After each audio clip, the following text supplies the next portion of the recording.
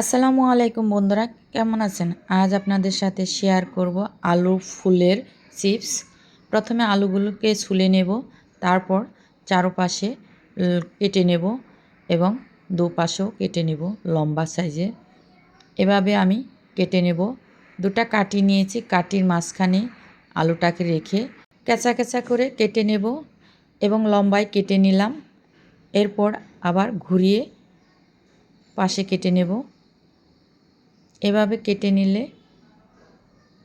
খেতে ভালো লাগে। ঠিক দেখুন, এরকম করে কেটে নিলাম। এখন আমি লবণ পানিতে আলুগুলো ভিজিয়ে রাখবো 20 মিনিটের মতো।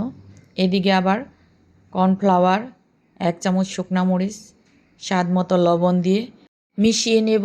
এই ফাঁকে সেই ভিজিয়ে রাখা আলুগুলো তুলে নিয়ে এখন টিস্যু দিয়ে ভালো করে পানিটা শুকিয়ে নেব।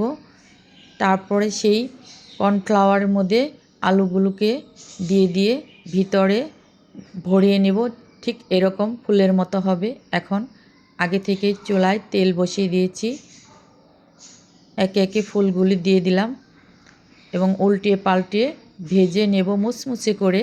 ঠিক এরকম হয়ে আসলে নামিয়ে নেব। গরম গরম আলুর চিপস খেতে অনেক ভালো লাগে। শব্দ শুনেই বুঝতে পারছেন কতটা মুচমুচে হয়েছে। তবে ভিডিওটি ভালো লাগলে লাইক, কমেন্ট এবং শেয়ার করে পাশে থাকবেন। সুস্থ থাকবেন আপনারা সবাই, ভালো থাকবেন। ধন্যবাদ।